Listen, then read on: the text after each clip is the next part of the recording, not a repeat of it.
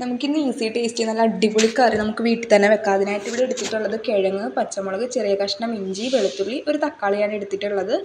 അപ്പോൾ നമുക്ക് സാധനം റെഡിയാക്കാം. അതിന് തക്കാളി പകുതിയെ ഞാൻ എടുത്തിട്ടുള്ളൂ, അതിവിടെ കുഞ്ഞു കുഞ്ഞായിട്ട് അരിഞ്ഞ് ഞാനിവിടെ വെച്ചിട്ടുണ്ട്.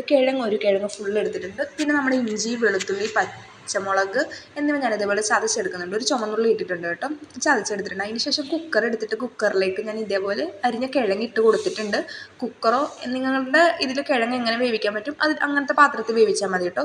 അതിനുശേഷം ഞാനിതിലേക്ക് ഉപ്പും കുറച്ച് മഞ്ഞൾപ്പൊടിയും കൂടി ഇട്ടിട്ട് കുക്കർ അടുപ്പിൽ വെച്ചിട്ടുണ്ട്. കിഴങ്ങ് വേവുന്നിടം വരെ ഇടുക.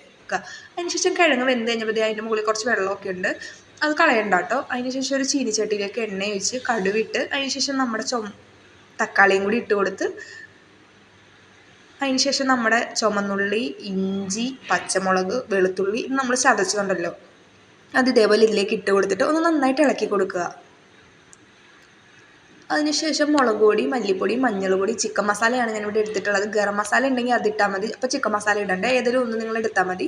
അപ്പോൾ ഇത് ഇട്ട് കൊടുത്തിട്ടൊന്ന് ഇളക്കുന്നുണ്ട്, കരിയാതെ ശ്രദ്ധിക്കണം.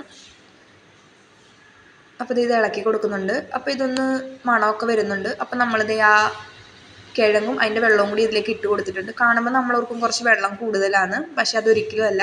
ഇത് കുറച്ച് നേരം ഒന്ന് നിന്ന് ചാറൊന്ന് പറ്റുമ്പോഴേക്കും ഒന്ന് കുറുകുമ്പോഴേക്കും ഇതേപോലെ ആയിരിക്കും വരുന്നത്.